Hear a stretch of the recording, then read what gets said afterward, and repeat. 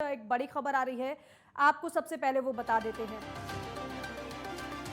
देहरादून से ये बड़ी खबर है। भारी बारिश के चलते प्रदेश की 202 सड़कें बाधित हो गई हैं। 24 घंटे में 26 सड़कें खुली हैं। अभी भी 176 सड़कें बंद हैं। 228 जेसीबी मशीनों को सड़कों को खोलने में लगाया गया है। पीडब्ल्यूडी अन्य सड़कों को खोलने का काम कर रहा है।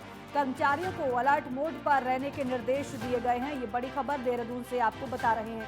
कई सड़कें बाधित है। 24 घंटे में 26 सड़कें खोल दी गई हैं। 228 जेसीबी मशीनों को सड़कों को खोलने में लगाया गया है। पीडब्ल्यूडी अन्य सड़कों को खोलने का काम कर रहा है। कर्मचारियों को अलर्ट मोड पर रहने के निर्देश दिए गए हैं। देहरादून से जानकारी यह है कि भारी बारिश के चलते प्रदेश की 202 सड़कें बाधित हैं, लेकिन 24 घंटे में 26 सड़कों को खोल दिया गया है। बाकी जो सड़कें बाधित हुई हैं वहां पर यातायात सुचारू करने का कार्य जारी है। जेसीबी की तमाम मशीनों को लगाया गया है मलबा हटाने के लिए, और साथ ही साथ कर्मचारियों को अलर्ट मोड पर रहने के निर्देश।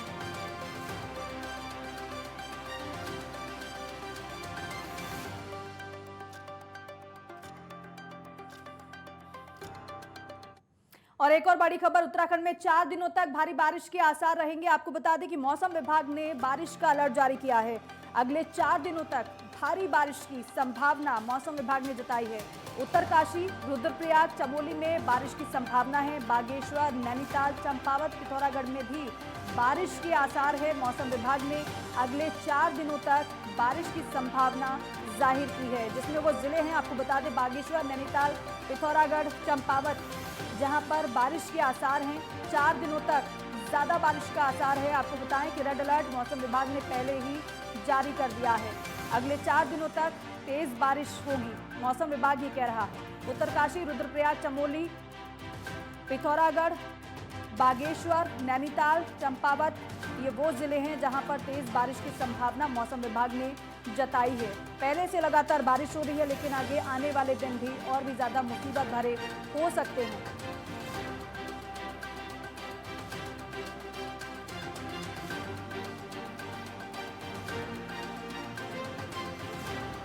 तो बागेश्वर, नैनीताल, चंपावत, पिथौरागढ़ समेत तमाम ऐसे जिले हैं जहां पर मौसम विभाग ने अगले 4 दिनों तक भारी बारिश की संभावना जताई है।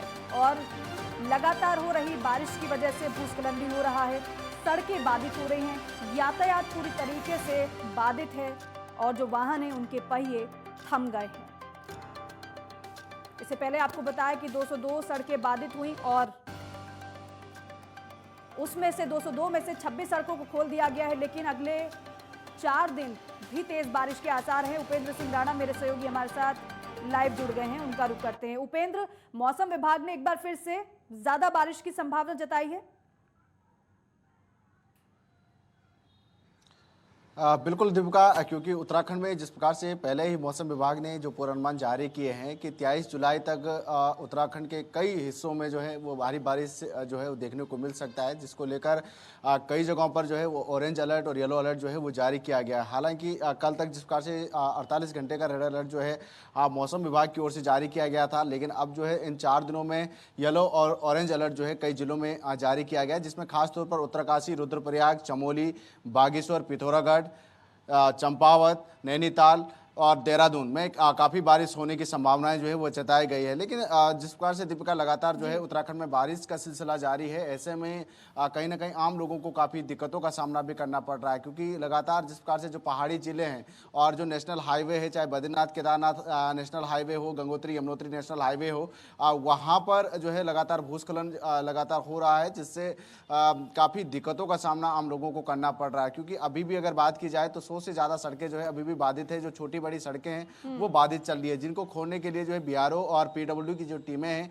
वो लगातार उस पर काम कर रही। क्योंकि कल जिस प्रकार से देर रात बारिश हुई कई जिलों में, ऐसे में कई जगहों पर जो है भारी बारिश हुई और भारी बारिश के चलते भूस्खलन हो गया था और 202 सड़कें जो है वो बाधित चल रही थी, जिनको देर रात 24 घंटे तक जो है 26 सड़कों को खोल दिया गया था। लेकिन अभी जैसे जैसे दिन चढ़ता गया, ऐसे में जहां पर भी जैसे ही बारिश थम रही है, वैसे ही पीडब्ल्यू की टीम और बीआरओ की जो टीम है जेसीबी की मदद से लगातार जो है मार्ग खोलने का काम कर रही है। और जिस प्रकार से पूरे प्रदेश भर की बात की जाए तो 300-350 जेसीबी मशीनें जो हैं वो लगाई गई हैं। जो भी संवेदनशील जो इलाके जो सड़कें हैं जहां पर लगातार भूस्खलन की स्थिति बन रही है, तो वहां पर मजदूरों को और जेसीबी मशीनों को जो है वो लगातार जो है वहां पर रखा गया है, ताकि अगर कहीं पर भूस्खलन की स्थिति बनती है तो क्विक रिस्पांस के जरिए जो है वो मार्ग जो है वो खोला जाए। तो ऐसे ही पीडब्ल्यूडी और बीआरओ की टीम के द्वारा जो है वो काम किया जा रहा है। साथ ही आपदा कंट्रोल रूम, आपदा विभाग को भी पूरी तरीके से अलर्ट पर रहने के निर्देश जो है जिस प्रकार से दिए गए हैं। तो ऐसे में आपदा कंट्रोल, आपदा विभाग भी पूरी तरीके से सतर्क पर है। एसडीआरएफ, एनडीआरएफ की जो टीमें हैं वो भी पूरी तरीके से सतर्क पर है, क्योंकि देखा जा रहा है कि कई जगहों पर जिस प्रकार से नदी और नालों का जो जल स्तर है बढ़ रहा है, तो ऐसे में एसडीआरएफ की मदद से जो है रेस्क्यू जो है वो लिया जा रहा है। तो ऐसे में कई जगहों पर देखा गया कि एसडीआरएफ की मदद से जो है रेस्क्यू भी किया जा रहा है। तो अभी जो पूर्वानुमान मौसम विभाग की ओर से जो जारी किया गया है उसमें 23 जुलाई तक माना जा रहा है कि कई जिलों में, यानी कि प्रदेश के लगभग सभी जिलों में जो है बारिश जो है वो होगी। और खास तौर पर जो येलो और ऑरेंज अलर्ट जो है वो जारी किया गया है। अगर देहरादून की बात की जाए तो यहाँ पर येलो अलर्ट जो है वो जारी किया गया है।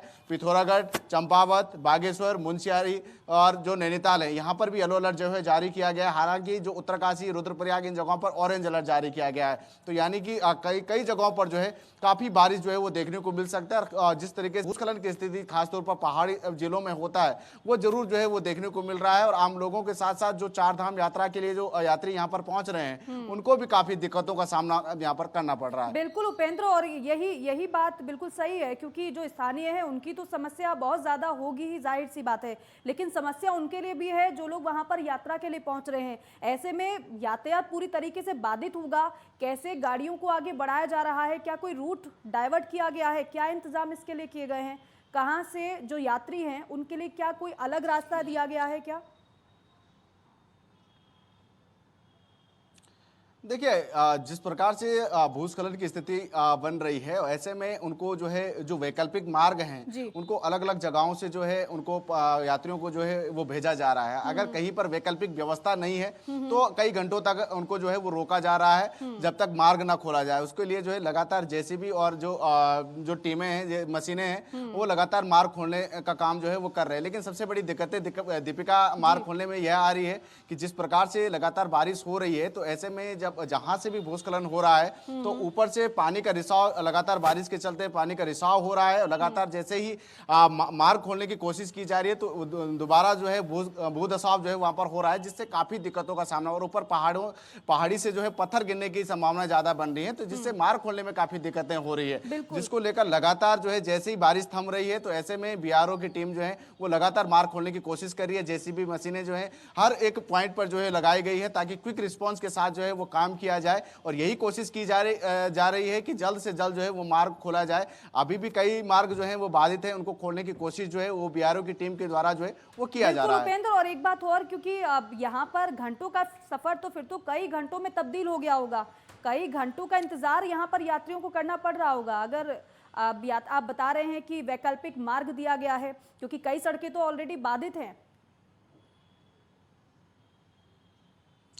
बिल्कुल जाहिर सी बात है दीपिका, क्योंकि पहाड़ों की सड़कों की अगर बात की जाए तो अगर हम मैदान की तुलना में अगर पहाड़ों की सड़कों की तुलना करें तो वहां पर मैदान में आपको वैकल्पिक मार्ग कई सारे मिल जाएंगे। लेकिन पहाड़ों में ज्यादातर अगर आपको कहीं केदारनाथ या बद्रीनाथ या कहीं पर भी आपको जाना है तो ज्यादातर एक ही मार्ग जो है वो सुटेबल रहता है। तो ऐसे में ज्यादातर वैकल्पिक मार्ग नहीं मिल पाते हैं। लेकिन कई जगह ऐसे हैं, चौक चौराहे ऐसे हैं जहां पर वैकल्पिक मार्ग है। अगर वहां पर तक यात्री पहुंच पा रहे हैं तो वहां से उनको जो है वैकल्पिक मार्ग का जो है वो दिया जा रहा है। लेकिन अगर कई जगहों पर ऐसे भूस्खलन हो रहा है कि जहां पर जो है वैकल्पिक मार्ग भी यात्रियों को नहीं मिल पा रहा है, तो ऐसे में घंटों इंतजार जो है यात्रियों को करना पड़ रहा है, आम लोगों को घंटों इंतजार करना पड़ रहा है, जिससे काफी दिक्कतों का सामना उनको खासतौर पर करना पड़ रहा है। और खासतौर पर बड़ी समस्या उस समय हो जा रही है जब रात के समय जो है भूस्खलन और भूधसाव की स्थिति जो है वो बन रही है, जिससे काफी दिक्कतें हो रही है। ऐसे में हालांकि जरूर प्रशासन की ओर से 10 बजे के बाद जो है पहाड़ी मार्गों पर जो है वो यात्रा बंद की गई है कि उनको 10 बजे के बाद बाद जो कोई भी पहाड़ी मार्गों पर जो है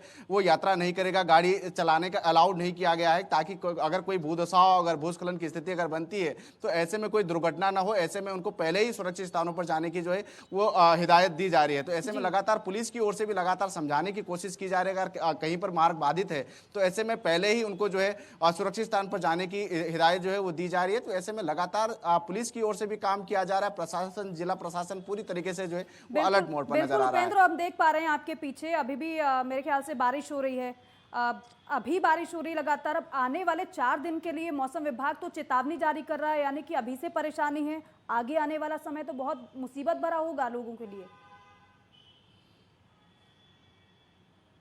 बिल्कुल जाहिर सी बात है दीपिका, क्योंकि लगातार अभी हम जिस प्रकार से देहरादून में हैं तो देहरादून में भी येलो अलर्ट जारी है। तो ऐसे में यहाँ पर भी रुक रुक के लगातार जो है वो बारिश हो रही है। ऐसे में जो पहाड़ी जिले हैं जहाँ पर येलो अलर्ट जारी किए गए हैं, ऑरेंज अलर्ट जारी किए गए, तो पहाड़ी जिलों में खासतौर पर जो ऊंचाई वाले जो इलाके हैं, चाहे पिथौरागढ़ की बात की जाए, बागेश्वर की बात की जाए, चंपावत की बात की जाए या उत्तरकाशी की बात की जाए, इन जगहों पर भी खासतौर पर काफी बारिश जो है वो देखने को मिल रही है, जिससे कई जगहों पर यह देखा गया है कि नदी नाले काफी उफान पर हैं। उससे काफी दिक्कतों का सामना जो है आम लोगों के साथ साथ जो वहां पर पर्यटक घूमने के लिए आ रहे हैं उनको काफी दिक्कतों का सामना वहां पर करना पड़ रहा है। तो यानी कि आने वाले 4 दिन भी काफी मुसीबतें जो है वो पहाड़ के लोगों के लिए तो लाएगी, लेकिन जो वहां पहाड़ घूमने के लिए जो यहाँ पर आ रहे हैं उनके लिए भी काफी मुसीबत जो है वो साबित हो सकते हैं। तो ऐसे में सभी को अलर्ट पर रहने के निर्देश जो है वो दिए गए हैं, चाहे वो आम जनता हो या जो यहाँ पर घूमने के लिए आ रहे हैं उनको भी साफ तौर पर हिदायत दी गई है कि वेदरकास्ट देखकर ही उत्तराखंड में जो है वो घूमने के लिए आए। 4 धाम जो यात्री हैं वो भी वेदरकास्ट देखकर जो है